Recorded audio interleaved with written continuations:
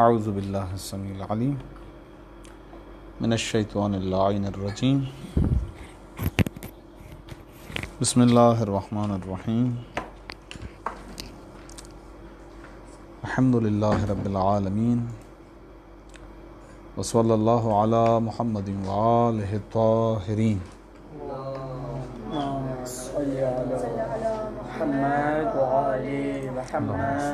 محمد وآل محمد وعجل فرجهم.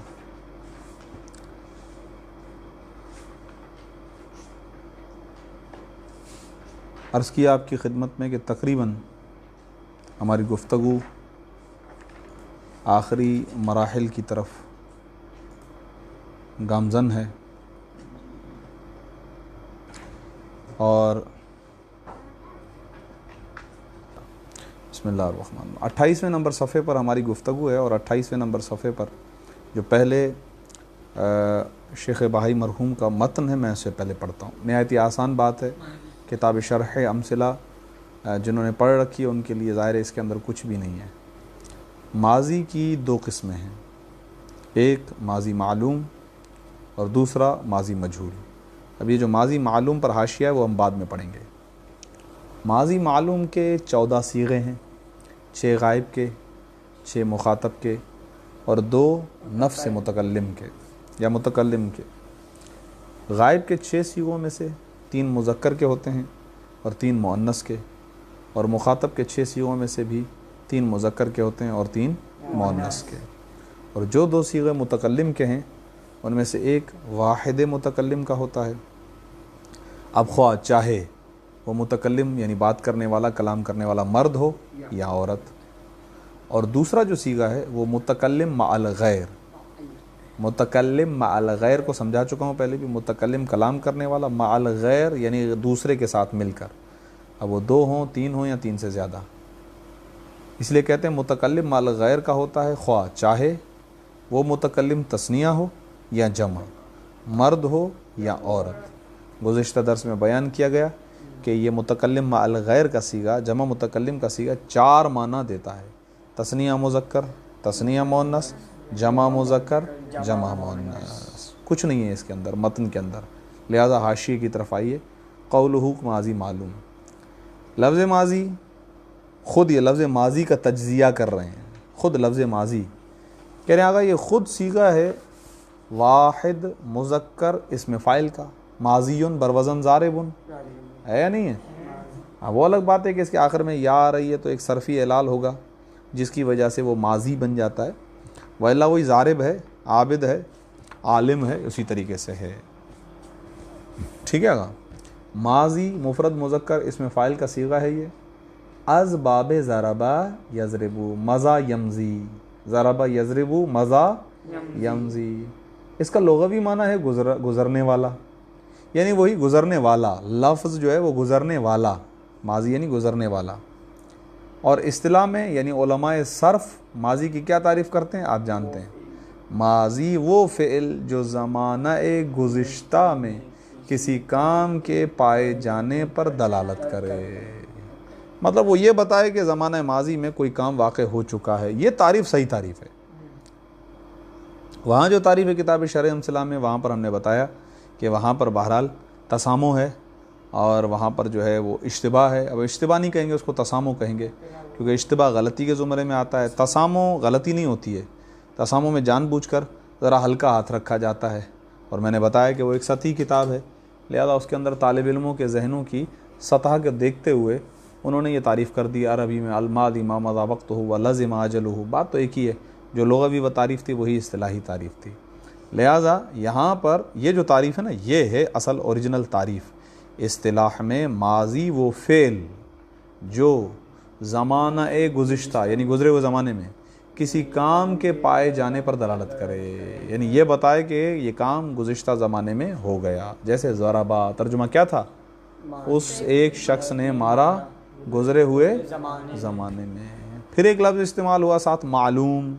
معلوم کسے کہتے ہیں؟ یہ تھوڑی سی دقت طلب چیز ہے، یہ آپ کے لیے نئی چیز ہے. کہہ رہے گا معلوم سے مراد وہ فعل ہے جس کا فاعل معلوم ہو. اس لفظ معلوم جو ہے نا، اس کے اوپر اگر آپ ذکر لکھ دیں تو اچھا ہے. انشاءاللہ آپ پڑھیں گے हाँ, इस तारीफ़ में एक मुनाकशा हो सकता है, लिहाजा आप यूँ लिखें, और मालूम से मुराद वो फ़ेल है जिसका फ़ाइल ज़िक्र हो। ये फ़ाइल के बाद जो मालूम लिखा हुआ ना, इसके बेहतर है कि फ़ाइल ज़िक्र हो। हाँ, बस अगर फ़ाइल ज़िक्र है तो मालूम, और अगर फ़ाइल ज़िक्र नहीं है तो मजहूल। और इसी मालूम का एक नाम है मारूफ। ये हमारे बिरादरान अहले सुन्नत की जो तकरीबन किताबें होती हैं, तकरीबन, या इनके अंदर जो गर्दानें लिखी हुई होती हैं, इनके अंदर भी ऐसा ही होता है कि लफ्ज़ मारूफ ज़्यादा इस्तेमाल होता है। फ़ेल मारूफ है, मारूफ से मुराद वही मालूम है, और मालूम से मुराद जिसका फ़ाइल ज़िक्र हो। अब किसी भी सूरत में ज़िक्र हो, चाहे ज़मीर की सूरत में हो, इसमें ज़ाहिर की सूरत में, ज़मीर में भी दोनों सूरतें, चाहे बारिज़ हो चाहे मुस्ततिर हो, ये है। ठीक है, जैसे हमने अभी तक जितनी भी गर्दानें पढ़ी थी शरअ अमसला में, वो सारी मालूम थी। इधर हमने मजहूल भी पढ़ा था कि ज़रबा का ज़ुरबा मसलन, यज़रबू का युज़रबू मसलन, इसे मारूफ भी कहते हैं। खूब, अब इसके तरीक़ा बतलाना चाह रहे हैं कि आगा आप इसको कैसे बनाते हैं, मजहूल को कैसे बनाते हैं। ठीक है, ये एक आसान तरीक़ा इंशाअल्लाह सरफ़ मीर में आप थोड़ा सा पढ़ लेंगे डिटेल के साथ, बाकायदा उसूल के साथ, कायदे के साथ वहाँ पर आएगा। तो हम यहाँ पर देखते हैं कि ये कितना बताते हैं, इसको भी दिक्कत से पढ़ें। कह रहे हैं सुलासी मुजर्रद। देखें, ये जो अभी अब आपने अबवाब अभी तक पढ़े ना, ज़रब यज़रिबू है, नसर यंसरू है, हसिब यहसिबू है, मना यमनऊ है, और शरूफ यशरूफू वगैरह, ये जो अबवाब हैं इनको कहते हैं सुलासी मुजर्रद। क्यों? क्योंकि इनकी जो माजी है, उस माजी का जो पहला सीगा है वो सुलासी है और मुजर्रद है। सुलासी यानी 3 हर्फ, मुजर्रद यानी कोई हर्फ ज़ायद ना हो, तो इसीलिए इनको कहते हैं सुलासी मुजर्रद, क्योंकि इनके माजी का पहला सीगा सुलासी भी है, मुजर्रद भी है। ये तो कह रहे हैं अगर सुलासी मुजर्रद से इसको बनाने का तरीक़ा ये है कि मसदर से, अब बहरहाल ये कहना चाहते हैं कि आगा हमने फ़ेल मजहूल को डायरेक्ट मसदर से बनाया है। कैसे, अब देखते हैं। बहरहाल हम पहले इसको पढ़ते हैं।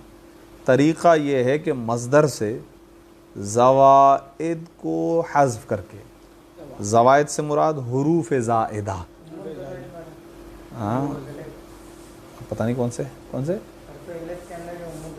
नहीं वो नहीं, ये अलग है। हुरूफ़ ज़ाइद मतलब मादे के अलावा, फ़ाइन लाम के अलावा, ठीक है, हाँ, जैसे अलिफ लाम, सही है।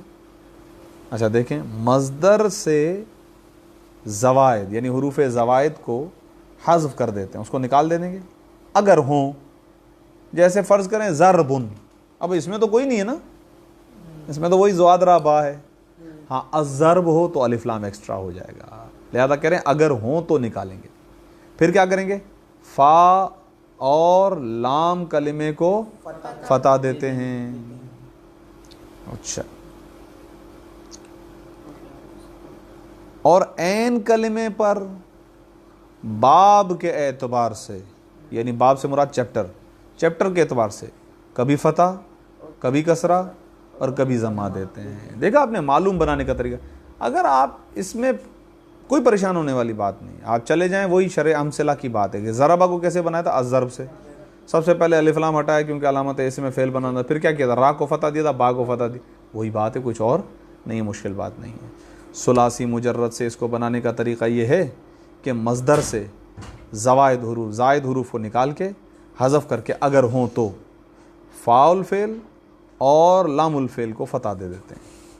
लेकिन क्या कह रहे हैं, अगर फ़ाउल फ़ेल और लामुल फ़ेल, वहाँ तो हम ज़रबा बना रहे थे ना, तो वहाँ पर हुक्म फ़कत ज़रबा का ही बता रहे थे कि ऐनुल फ़ेल पर और लामुल फ़ेल पे फ़तह लगाओ, क्योंकि अज़रब में ज़ाद पे तो पहले से फ़तह लगा हुआ है, पहले से फ़तह था। तो वो कह रहे थे कि भाई आप ज़रबा जो चैप्टर है उसका तकाज़ा ये है कि ऐनुल फ़ेल पर और लामुल फ़ेल पे फ़तह लगाओ। वहाँ पर शरअ अमसला में इन्होंने यहाँ पर एक अच्छी बात बताई है, वो क्या कह रहे हैं, अगर मालूम बनाने के लिए आप ये करो कि फ़ाउल फ़ेल और लामुल फ़ेल पे फ़तह लगाओ। ये कुल्ली तरीक़ा है, फ़कत ज़रबा का नहीं है, कुल्ली तरीक़ा है, उसूल है। अब आप ऐनुल फ़ेल को जो हरकत दोगे वो चैप्टर के मुताबिक, अगर चैप्टर फ़ाला है तो ज़बर लगाओ, अगर चैप्टर फ़ाइला है तो कसरा लगाओ जैसे अलिमा, और अगर चैप्टर जो है वो फ़ाउला वाला है तो ज़म्मा लगाओ जैसे शरूफा। तो ऐनुल फ़ेल को आप चैप्टर के अंदर डालेंगे, पहले देखेंगे कि वो कौन सा बाब है। हाँ, क्योंकि माजी सुलासी मुजर्रद की जो ओरिजिनल है वो 3 है, फ़अला, फ़इला, فعولا، یہی بتلانا چاہ رہے ہیں. خوب، فا اور لام کو فتح دیتے ہیں اور عین کلمہ یعنی عین الفعل اس پر باب کے اعتبار سے یعنی چیپٹر کے اعتبار سے کبھی فتح، کبھی کسرہ اور کبھی ضمہ دیتے ہیں. تینوں کی مثال دے رہے ہیں. جیسے ضربن ایک مصدر ہے، اس میں تو ہے ہی نہیں ایکسٹرا حروف، الف لام ہے ہی نہیں کہ نکالو، اگر ہوتے تو نکال دیتے. ضربن سے ضربا. سمع مصدر ہے، اس سے بنایا سمعا. اس چیپٹر کا تقاضا یہ ہے کہ عین الفعل پہ کسرہ ہو، تو کسرہ آ گیا. ٹھیک ہے، سما نہیں ہوگا، یہ باب الگ ہے، چیپٹر الگ ہے اس لیے. پھر کرامتن. اب اس کرامتن کے اندر غور کریں، الف ایکسٹرا ہے، آخر میں جو تا آ رہا ہے وہ ایکسٹرا ہے، تو یہ نکال دو کاف را میم، یہ حروف رہنے دیں اور باب میں لے جائیں فعولا باب میں، تو کروما. کروما یکرمو یا شرفا یا شروفو، یہ ہو گیا ماضی معلوم. اب آئیے ایک بات جو کتاب شرح امثلہ میں اشارتاً میں نے ذکر کی تھی، دوسرا حاشیہ پڑھنے کے لیے جا رہا ہوں، اور یہ دوسرا حاشیہ لگا ہوا ہے شیخ بہائی مرحوم کی عبارت میں لفظ صیغے پر. اوپر لکھا ہوا ہے ماضی مجہول کے 14 صیغے ہیں. خود یہ لفظ صیغہ پہلی مرتبہ کتاب میں آیا ہے. ہاں پہلی مرتبہ آیا، وہاں سے لے کے ابھی تک اب آیا.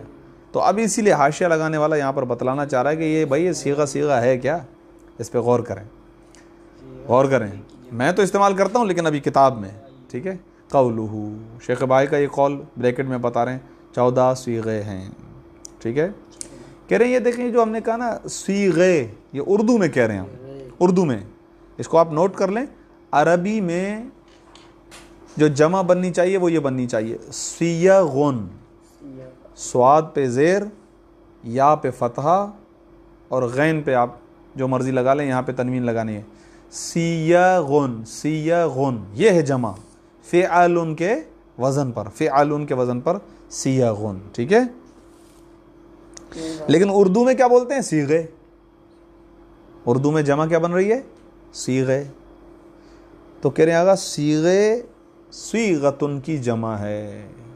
اور یہ لفظ، اچھا بھائی میرے زوار بھائی اس لفظ کو دیکھیں، صیغتن آخر میں تا جو ہے اس کو نکال دیتے ہیں. اب ہم اس کو دیکھیں تو صیغتن ہفتہ اقسام میں کیا بن رہا ہے؟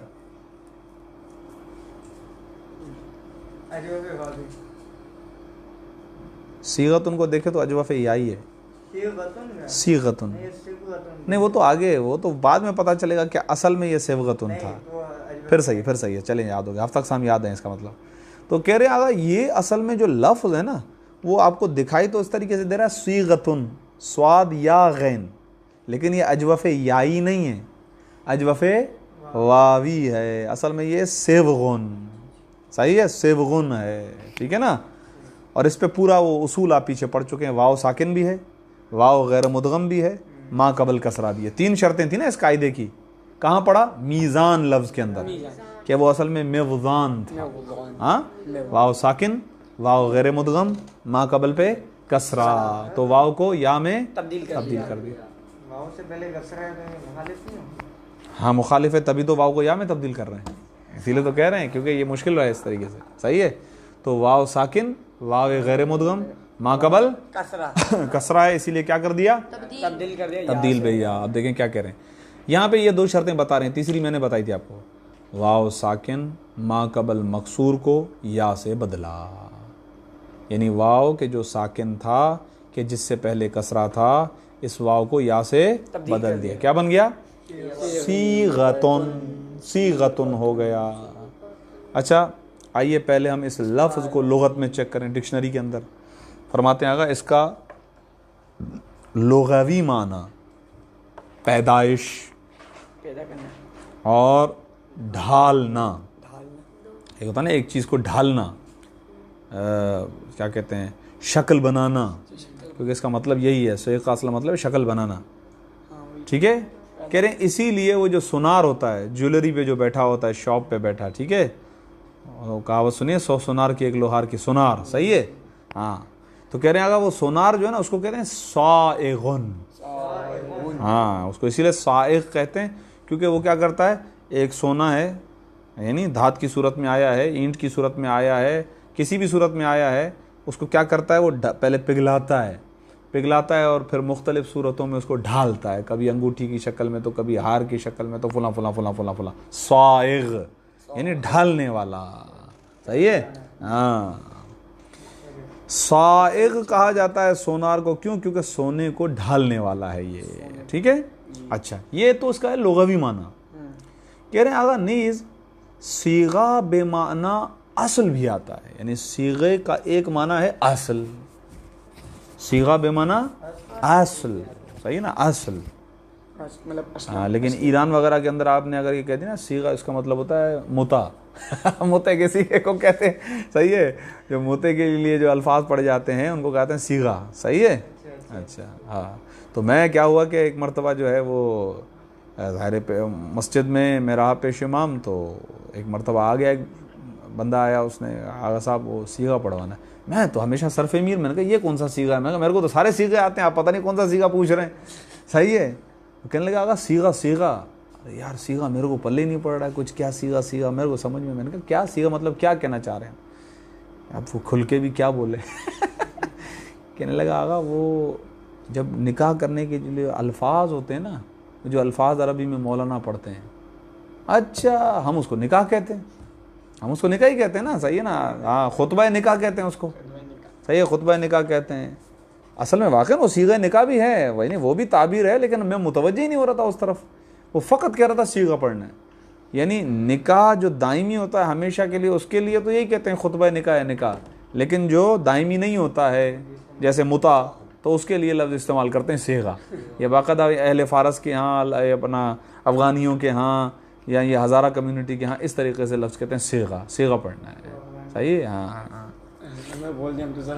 صحیح ہے، میں گردان شروع کر دوں، ذرا وہ چلے گئے، جیسا کہ کہا جاتا ہے۔ مثلا یہ جو کہا نا کہ آغا صیغہ بے معنی اصل آتا ہے، یہ بھی ایک معنی ہے، صیغہ بے معنی اصل، یہ جیسا کہ کہا جاتا ہو من صیغۃ کریمۃ، کہ یہ شخص وہ بزرگ اصل سے ہے۔ یعنی کیا مطلب یہ شخص ایک ایسے خاندان سے ہے کہ جہاں پر ایک بزرگ ہے، اصل ہے، عظیم ہستی ہے، صیغۃ کریمۃ، صحیح ہے؟ یعنی وہ بزرگ اصل سے ہے۔ یہ استعمالات بتا رہے ہیں کہ لفظ صیغہ کے کئی معنی ہیں، ہاں، کئی معنوں میں استعمال ہوتے ہیں، لیکن اب ہمارا مطلب، ہمارا مقصد کیا ہے وہ اب بیان کر رہے ہیں۔ ہاں، اور یعنی وہ بزرگ اصل سے ہیں۔ اصل کا مطلب یہ ہوتا ہے کہ خاندانی، صحیح ہے نا، خاندانی ہونا، کوئی بھی خاندان ہو سکتا ہے یار، ایسے مجھے نام تو انہوں نے بھی نہیں بتایا تو میں کیا کروں، صحیح ہے، ٹھیک ہے۔ اور اصطلاح میں، اصطلاح یہ ہے ہمارا مقصود اصل میں، اصطلاح سے مراد وہ ہیئت، وہ شکل، ہاں، وہ صورت، یہ سارے اس کے آگے سامنے معنی لکھ دیں ورنہ ہیئت سمجھ میں نہیں آئے گا آپ کو، پتہ ہے؟ حکایت کو حیت نہیں کہتے ہیں بھائی، ہاں یہ صحیح ہے، حیت، شکل، حیت یہ اس ایک ہی معنی میں، ہاں، حکایت میں نے بولا یہ حکایت اس معنی میں نہیں ہے، حکایت تو یعنی بات، یہاں پر حیت یعنی صیغہ، شکل، صورت، وزن، یہ سارے الفاظ تقریباً ایک ہی معنی میں استعمال ہوتے ہیں۔ کیا کہنے بھائی، سبحان اللہ، تو بڑے ہو رہے ہو آہستہ آہستہ۔ تو صیغے سے مراد یہاں پر علم صرف کے اندر اصطلاحی طور پر وہ شکل، وہ ہیئت کہ جو حروف کو بمع حرکات و سکنات ترتیب دینے سے حاصل ہوتی ہے۔ کیا مطلب آگا؟ کہہ رہے ہیں آپ نے پہلے مادہ اٹھایا، ضاد، را، با، یہ مادہ اٹھایا، ان کو کہتے ہیں حروف، پھر ان پر آپ خاص مقامات پر فتح دیتے ہیں، خاص مقامات پر ضمہ دیتے ہیں، خاص مقامات پہ کسرہ دیتے ہیں، خاص مقام پر سکون میں ڈالتے ہیں۔ یہ جو آپ باقاعدہ ترتیب کے ساتھ کہ یہاں فتح ہوگا، یہاں کسرہ ہوگا، یہ فتح، کسرہ، ضمہ دینے کے بعد جو ایک سامنے شکل آتی ہے نا، اس کو صیغہ کہتے ہیں، یہ کہنا چاہ رہے ہیں۔ اس سے مراد وہ شکل و صورت و ہیئت ہے کہ جو حروف وہی ضاد، را، با، ان کو، اب یہ بما، یہ اردو میں کہہ رہے ہیں بما، ورنہ عربی کے اعتبار سے یہ بی اور ما ایک ہی معنی میں ہوتا ہے۔ بی کا مطلب بھی ہوتا ہے ساتھ، ما کا مطلب بھی ساتھ ہی ہے، ٹھیک ہے نا؟ تو حروف کو اب اردو میں اس طرح بھی کہتے ہیں بما، صحیح ہے نا، بما کہتے ہیں۔ تو حروف کو جب ہم خاص حرکات دیں گے، حرکات میں تینوں حرکتیں آ جائیں گی، زیر و زبر و پیش اور سکنات یعنی سکون. جب ان کے ذریعے سے ہم ترتیب دیں گے تو جو صورت شکل ہمارے سامنے آئے گی اس کو صیغہ کہتے ہیں علم الصرف میں. ختم آگا، صحیح ہے، اس طرف والا صفحہ ختم. اب آ جاتے ہیں ہم صفحہ نمبر 29 پہ. اب یہ صفحہ نمبر 29 پر آگا، یہ جو گردان ہے یہ گردان آپ کر چکے، اس کا ترجمہ بھی مشکل نہیں ہے، سامنے اس کا ایڈریس لکھا ہوا ہے، کتاب شرح امثلہ وغیرہ کے اندر آپ پڑھ چکے ہیں. ضربہ مارا اس ایک مرد نے، صیغہ واحد، واحد کی جگہ پر آپ مفرد استعمال کر رہے تھے، مفرد مذکر غائب. ضربہ مارا ان دو مردوں نے، صیغہ تثنیہ مذکر غائب. ضربو مارا ان سب مردوں نے، صیغہ جمع مذکر غائب. ضربت مارا اس ایک عورت نے. اچھا ان کا فاعل کہاں ہے؟ ضربت کا فاعل کہاں ہے؟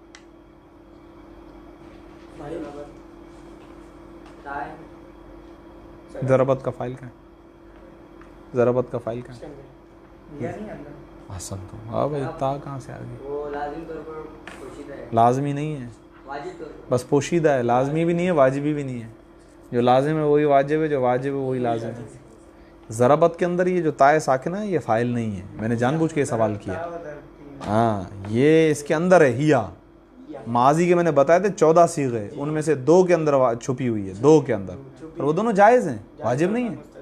اور باقی جو 12 صیغے ہیں ان کے سامنے باہر آ جاتی ہے، بارز ہے. الف واو الف نون تا تما تم تی تما تننا نا نو ہے یا نہیں؟ نانا یاد آ جائے گا.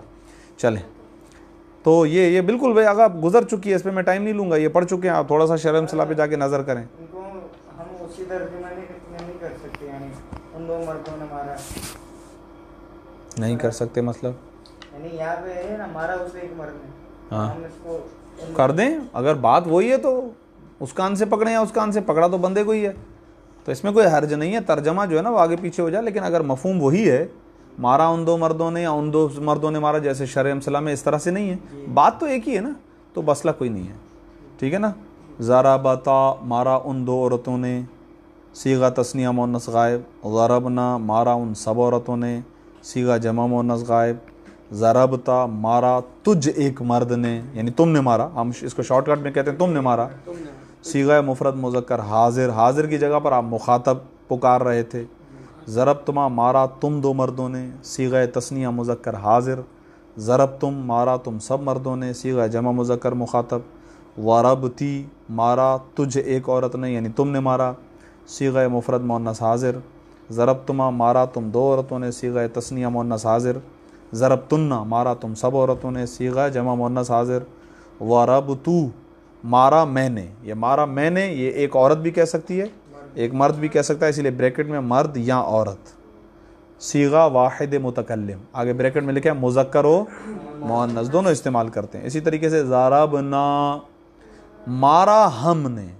اب یہ جو ہم کہا نا، اس کے اندر 4 چیزیں آ گئی، تثنیہ جمع. جب یہ جمع کا آگے بتا رہے ہیں مرد یا عورت، تو تثنیہ مذکر جمع، تثنیہ مذکر تثنیہ مؤنث جمع مذکر شاباش، صیغہ جمع متکلم مذکر و مؤنث. آگا سب سے اوپر ضربہ پر حاشیہ لگایا ہے، تو وہ حاشیہ نیچے پڑھ رہے ہیں. کچھ بھی نہیں ہے، بس میں پڑھ رہا ہوں، تلاوت کر رہا ہوں اس کی تبرکن. صحیح ہے، سب کچھ ہو چکا ہے. اب انشاءاللہ بس آخری 2-4 باتیں رہ گئی ہیں. قولہ، شیخ بھائی نے ضربہ کا قول کہا الی آخری ساری گردان کے بارے میں. ابھی آپ کو وہی بتلانا چاہتا جو میں نے ابھی آپ سے سوال کر لیا تھا کہ بھئی یہ تو افعال ہیں، یہ تو فعل ہیں، ان کا فاعل تو بتلانا چاہ رہا ہے. شاباش. اس میں ہوا ضمیر پوشیدہ، اس کا فاعل ہے. ہاں سائیں زوار. ہاں ضربا میں الف علامت تثنیہ بھی ہے اور فاعل کی ضمیر بھی ہے. یہی بات تھی یا کچھ اور بات تھی؟ یہی بات تھی. اچھا ماشاءاللہ.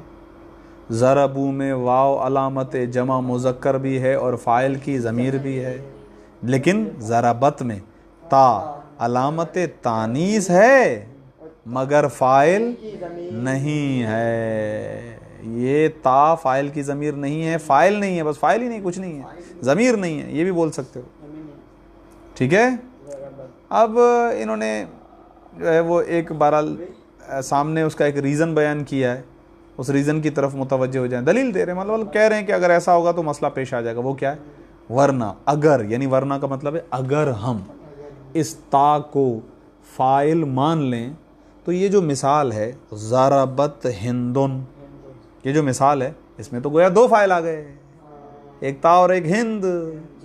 کہہ رہے ہیں اس صورت میں اس مثال کے اندر اجتماع فاعلین لازم آئے گا۔ میں نے آسان کر دیا پہلے، دو فاعل، اجتماع کا مطلب ہوتا ہے ملنا، فاعلین دو تثنیہ کا صیغہ نا، فاعلان دو فاعل، تو کہہ رہے ہیں اس صورت میں تو پھر گویا دو فاعل جمع ہو جائیں گے، لہٰذا ہم کیا کہیں گے کہ یہ ہند فاعل ہے، تا فاعل نہیں، اور اگر یہ ہند نہ لگا ہوا ہو تو فاعل کون؟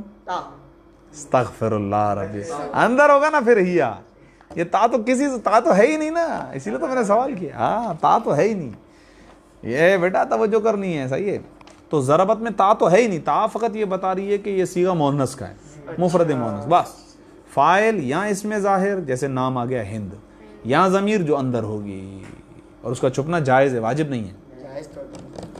چوتھے صیغے کی طرف آگے بڑھ رہا ہوں۔ ضربتا میں تا علامت تثنیہ اور الف فاعل کی ضمیر، یہ تھوڑا سا اشتباہ ہے، میں سمجھتا ہوں، میری جو معلومات ہیں اور میری اطلاعات ہیں اور جتنا میرا مختصر سا مطالعہ ہے اس کے مطابق میں سمجھتا ہوں تا علامت تثنیہ نہیں ہے، صحیح ہے نا، تا علامت تانیث ہے، الف جو ہے نا وہ تثنیہ کی علامت بھی ہے اور فاعل کی ضمیر بھی ہے، کیونکہ اس کو میں نہ فقط کتاب شرح امثلہ اس پر گواہی ہے، بلکہ ہمارے انشاءاللہ آپ جب خدا آپ کی توفیقات خیر میں اضافہ فرمائے، جب کتاب صرف میر آپ ختم کریں گے اور کتاب مئت و عامل یا عوامل میں آپ داخل ہوں گے تو اس وقت ایک شرح ہے بشیر الکامل، یہ بڑی بہترین شرح ہے اور اس کے اندر ترکیب جو ہے نا اعلیٰ کمال کی ترکیب سکھائی گئی ہے، بہترین، اسی کے اندر یہ بتایا جاتا ہے کہ یہ الف جو ہے نا یہی علامت تثنیہ ہے اور یہی فاعل کی ضمیر ہے، تو ضربت کے اندر یہ جو تا ہے یہ تثنیہ کی علامت،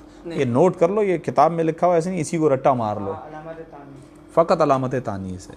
ضربتا یہ جو چوتھا پانچواں صیغہ ہے اس کے اندر یہ تا علامت تثنیہ لکھا ہوا، آپ اس تثنیہ کو ایسے سرکل بنائیں اور ایرو کا نشان بنا کے سائیڈ میں لکھ دیں علامت تانیث، علامت تانیث، یہ بتا رہی ہے کہ صیغہ مؤنث کا ہے۔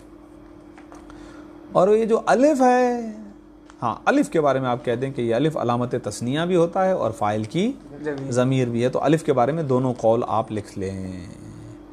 پھر ہم آتے ہیں چھٹے صیغے کے اندر، لفظ ہے ضربنا، اس میں جو نون ہے یہ علامت جمع مؤنث ہے اور یہی فاعل کی ضمیر بھی ہے، ضمیر فاعل کہتے ہیں یا فاعل کی ضمیر بات کی ہے۔ پھر آئیے ساتویں صیغے میں جو کہ ضربتا ہے، اس کے اندر تا علامت مفرد مذکر مخاطب بھی ہے اور فاعل کی ضمیر بھی ہے، شاباش۔ ضربتما میں یہ جو تما ہے یہ علامت تثنیہ اور فاعل کی ضمیر، بالکل شرح امثلہ کے مطابق یہ بات غلط نہیں ہے، نہیں صحیح ہے، بالکل یہاں پر بالکل صحیح ہے۔ البتہ اسی بشیر الکامل جس کا بھی میں حوالہ دے رہا تھا اس کے اندر وہ اس کے اندر بھی گئے ہیں مائکروسکوپ لے کے، وہ کہتے ہیں آگا یہاں پر آپ نے اس لفظ تما کو بنا دیا کہ یہ تثنیہ کی علامت ہے اور آپ نے بنا دیا کہ یہ ضمیر فاعل ہے، لیکن ہم اس کو کھولیں گے، وہ الگ الگ کرتے ہیں کہ تا الگ ہے، میم الگ ہے، الف الگ ہے، تا الگ چیز کی علامت ہے، میم الگ چیز کی علامت ہے، الف الگ چیز کی، یہ اب میں اس چکر میں ابھی نہیں پڑھوں گا کتاب میں تو عامل میں، ابھی پلٹ کے آئیں ادھر۔ ضربتما میں تما علامت تثنیہ اور فاعل کی ضمیر ہے، ضربتم میں تم علامت جمع مذکر اور فاعل کی شاباش۔ ضربتی میں یہ تی علامت واحد مؤنث مخاطب اور فاعل کی ضمیر ہے۔ اگلے صفحے پہ حاشیے میں ہوں۔ ضربتن میں تنہ علامت جمع مؤنث مخاطب ہے اور فاعل کی ضمیر۔ ضربتو میں تو، یہ جو تو ہے یہ علامت واحد متکلم بھی ہے اور فاعل کی ضمیر۔ اور ضربنا میں نا علامت متکلم مع الغیر اور فاعل کی ضمیر۔ کوئی مشکل بات آ رہی ہے؟ کوئی ایسی بات ہے جس میں ہم رکیں ہیں؟ مجھے تو نہیں لگ رہا۔ تو آئیے اسی نمبر صفحہ نمبر 30 کے بالکل ٹاپ پر نوٹ، ماضی معلوم کی طرح ماضی مجہول کے بھی 14 صیغے ہیں، یہ کوئی خاص بات ہے؟ کوئی ایسی بات ہے جو ہیں اس پہ ٹائم لگائیں نہیں آگے بڑھیں, ہے بڑھنا ہے یار, کیا کر رہے ہیں. پھر کہتے ہیں آگا صرف کبیر فعل ماضی مجہول. صرف کبیر کس کو کہتے ہیں آگا زوار, صرف کبیر کس کو کہتے ہیں آگا؟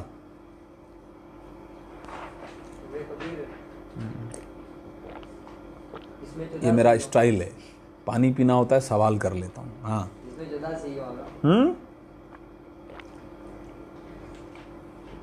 جی آگا یہی ہے, یہ کیا جواب ہے کہ یہی ہے؟ ہاں بھائی کیا ہے صرف کبیر؟ جس کی پوری پوری گردان, بابا ساری گردان, ساری گردان صرف کبیر, مکمل صیغے بیان کیے جائیں یہاں پر. صحیح ہے؟ ارے چلے ٹھیک ہے, صحیح ہے, صحیح ہے, جواب غلط نہیں ہے آپ کا, ایسے پوچھ رہا تھا. اچھا آئیے حاشیہ نمبر 1 پڑھیں گے ہم. وہاں ماضی معلوم کے بارے میں ڈیٹیل بتائی تھی, اب مجہول کے بارے میں بتا رہے ہیں. مجہول کا بنانے کا طریقہ بھی بتائیں گے, مفید پوائنٹ ہے. قولہ شیخ بہائی مرحوم کا ارشاد گرامی, ماضی مجہول کہہ رہے ہیں آگا لفظ مجہول جہالت سے ہے. یہ جہالت مصدر ہے, صحیح ہے, جہالت مصدر ہے. جہل یجہلو, علم یعلمو کے چیپٹر سے, صحیح ہے. اس کا مصدر کیا آتا ہے؟ جہالت. یہ ایک مصدر ہے, کئی مصدر ہیں اس کے. اس سے اسم مفعول بنتا ہے مجہول, صحیح ہے. اس سے کیا بنے گا اسم مفعول؟ ہم کہتے ہیں جہل کا لفظ استعمال کرتے ہیں. جہل یعنی عدم علم, یعنی علم کا نہ ہونا جہالت ہے. ہاں لفظ مجہول مصدر جہالت, یہ میں کہہ رہا ہوں مصدر جہالت سے صیغہ اسم مفعول ہے. بے معنی اس کا لفظی ترجمہ کیا؟ نہ جانا ہوا, نہ جانا ہوا. یہ جانے والا جانا نہیں ہے, جاننا. ہاں وہ ہے, صحیح نا. یعنی مجہول یعنی وہ چیز کہ جس کے بارے میں معلوم نہ ہو اسے کیا کہتے ہیں؟ مجہول. جس چیز کے بارے میں علم نہ ہو اسے کیا کہتے ہیں؟ یہ چیز مجہول ہے, صحیح ہے. ہاں یعنی اس کے بارے میں علم نہیں ہے, تو اس کا لفظی ترجمہ ہوا نہ جانا ہوا. یہاں پر جانے کا مطلب وہ جانا نہیں ہے, آنا جانا وہ نہیں ہے, جاننا, علم. ہاں چونکہ ماضی مجہول اصطلاحی کا فاعل بھی معلوم نہیں ہوتا, اس لیے اسے مجہول کہتے ہیں. اب میں نے دوبارہ آپ سے درخواست کر رہا ہوں کہ یہ جو کہہ رہے ہیں نا فاعل معلوم نہیں ہوتا, اس معلوم کے نیچے لکھ دیں ذکر. ہاں یہ جامع تعریف ہے, انشاءاللہ بڑی کتابوں تک آپ کو پھر یہ کام آ جائے گی. چونکہ ماضی مجہول اصطلاحی کا فاعل بھی معلوم نہیں ہوتا, اس لیے اسے مجہول کہتے ہیں. اگر آپ غور کریں نا تو وہ فاعل ہے کہ جو مجہول ہے, اور نام ہم دے رہے ہیں فعل کو. فعل تو نہ معلوم ہے نہ مجہول ہے حقیقت میں. فاعل ذکر ہو تو معلوم, فاعل ذکر نہ ہو تو مجہول. یعنی یہ معلوم اور مجہول حقیقت میں فاعل کی صفت ہے. وہ فاعل ہے. کبھی آسان مثال دے دیتا ہوں آپ کو. آپ قرآن میں جو ہے وہ کیا کہتے ہیں, خلق الانسان ضعیفا. خلق الانسان, انسان کو خلق کیا گیا. اس عبارت کے اندر خلق کرنے والے کا ذکر نہیں ہے. وہ اللہ ہے نا, اس کا ذکر نہیں, لیکن پتہ تو ہے نا ہمیں, پتہ تو ہے نا کہ خالق کون ہے. لہٰذا یہ تعریف کہ معلوم نہیں ہو تو مجہول, یہ ضروری نہیں. ہم کہیں گے ذکر نہ ہو, ذکر نہ ہو, یہ اچھی تعریف ہے. اچھا اور کوئی مثال؟ آپ صبح اٹھے, خدا کرے ایسا کبھی نہ ہو, ٹھیک ہے, آپ اٹھے, گھر کی صفائی, کچھ بھی نہیں ہے گھر میں, واہ ویلا, سرق المال, صحیح ہے, مال چوری کیا گیا, گھر کا سارا سامان لوٹ لیا گیا, چوری ہو گیا. یہاں پر واقعاً ذکر بھی نہیں ہے اور پتہ بھی نہیں ہے, یہ بھی مجہول ہے کہ ذکر بھی نہیں کر رہے ہیں کیونکہ ہمیں نہیں پتہ کون چور ہے. ایک تو پتہ بھی نہیں ہے, دوسرا یہ کہ ہم ذکر بھی نہیں کر رہے ہیں. تو کئی ایک وجوہات ہوتی ہیں فعل مجہول کی, میں اس چکر میں نہیں پڑتا, فقط یہ بتاتا ہوں کہ وہ فاعل ہے جو کبھی ذکر ہوتا ہے, جو کبھی ذکر نہیں ہوتا. ذکر ہو تو فعل کو معلوم کہتے ہیں, ذکر نہ ہو تو فعل کو آسان. آئیے دیکھیں, چونکہ ماضی مجہول اصطلاحی اس کا بھی فاعل معلوم نہیں ہوتا. میں نے کیا کہا؟ فاعل ذکر نہیں ہوتا, اس لیے اسے مجہول کہتے ہیں. اب دیکھتے ہیں تعریف کیا کرتے ہیں. اصطلاح میں اس سے مراد یعنی فعل مجہول سے مراد یا ماضی مجہول سے مراد, کیا تعریف کی ہے. فعل ماضی وہ فعل ماضی ہے کہ جس کی نسبت اس کے فاعل کی طرف نہ ہو. ایسا کام جس کی نسبت اس کے فاعل کی طرف نہ ہو. بہرحال اس میں ایک لحاظ سے میں اس میں ڈیٹیل میں نہیں جا رہا, لیکن آپ ذرا تھوڑا سا غور کریں. فعل ماضی, ابھی تازہ ہم نے فعل ماضی کی تعریف کی ہے, صحیح ہے. فعل ماضی کیا تھا؟ حسن جواب, اے پوائنٹ مین, گزرے ہوئے زمانے میں کسی کام کے بارے میں خبر دینا, صحیح ہے نا. تو یہاں پر وہ تعریف میں یہ لے کر آ گئے ہیں, وہ فعل ماضی ہے. یعنی یہ پتہ ہے کہ یہ کام ہوا زمانہ ماضی میں ہے, البتہ اس کا فاعل ذکر نہیں ہے, اس کام کی نسبت فاعل کی طرف نہیں ہے. تعریف بہت اچھی ہے, اس لیے میں کہہ رہا تھا توجہ کریں. اگر کہہ رہے ہیں فعل ماضی مجہول سے مراد وہ فعل ماضی ہے کہ جس کی نسبت اس کے فاعل کی طرف نہ ہو, کیونکہ فاعل کا پتہ ہی نہیں ہے یا فاعل ذکر ہی نہیں ہے, صحیح ہے. اچھا, عربی میں اس کے لیے ایک اصطلاح استعمال ہوتی ہے علم نحو میں, فعل ما لم یسمى فاعلہ. اس کو زیر زبر پیش لگا لو, بعد میں غلط پڑھو گے, ٹیڑھا میڑھا سنا کے اندر جلاؤ گے, صحیح ہے. فعل ما تنوین نہیں لگے گی فعل پر, کیونکہ یہ لفظ فعل اضافہ ہو رہا ہے. فعل ما لم یسمى, میم پہ تشدید اور زبر, فعل ما لم یسمى فاعلہ, لام پہ پیش, فاعلہ یہ بھی کہتے ہیں آغا. یعنی فعل مجہول کا ایک نام یہ بھی ہے جو علم نحو میں انشاءاللہ پڑھیں گے, فعل ما لم یسمى فاعلہ. اب اس کی میں تشریح نہیں کرتا ہوں, اس کو نہیں کھولتا انشاءاللہ بعد میں کبھی. آئیے بھائی, آپ نے فعل معلوم تو پڑھنا سیکھ لیا, ضربہ کیسے بنا یہ تو آپ نے سیکھ لیا, ہاں. فعل ماضی معلوم کیسے بنتا ہے وہ تو آپ نے سیکھ لیا. کیا تھا؟ حروف زوائد کو نکالو, فاعل فعل پہ فتح دو, لام الفعل پہ فتح دو, پھر عین الفعل کو باب کے مطابق فتح دو, جو فتح دو یا رفع دو, ضمہ دو یا کسرہ دو, جو آپ کی مرضی ہے, جس چیپٹر میں لے جاؤ. فعلہ کے چیپٹر میں لے جانا, فاعلہ کے چیپٹر میں جانا ہے, فاعلہ کے چیپٹر میں جانا. اس کو بتاتے ہیں کیا ہوتا ہے. دیکھیں, ثلاثی مجرد سے اس کے بنانے کا طریقہ یہ ہے کہ ماضی معروف یعنی معلوم. اب میری بات غور سے سنیں, ادھر دیکھیں جناب سائیں. ضرب یہ کس سے بنا؟ اضرب سے. یعنی فعل ماضی معلوم بنا تھا مصدر سے, صحیح ہے. لیکن جو مجہول ہے نا, فعل ماضی مجہول, وہ مصدر سے نہیں بنے گا, وہ معلوم سے بنے گا. ہر مجہول اپنے ہی معلوم سے بنتا ہے. یہ اصول ذہن میں رکھیں. پھر آئیے ادھر دیکھیں, اس کے بنانے کا طریقہ یہ ہے کہ ماضی معروف کے, یعنی ماضی معلوم سے بن رہا ہے, ماضی معروف کے فا کلمے کو ضمہ, عین کلمے کو کسرہ, لام کلمے کو اسی حالت پہ چھوڑ دو. اسی حالت یعنی پہلے سے اس پہ فتح لگا ہوا تھا نا, اور اس کو وہیں چھوڑ دو. ز کو زو کر دو, ر کو ری کر دو, با کو رہنے دو, زوریبا. علما سے علما, حسبہ سے شاباش, فتح سے فتح, فاعل فعل پہ ضمہ, عین الفعل پہ کسرہ, لام الفعل پہ فتح.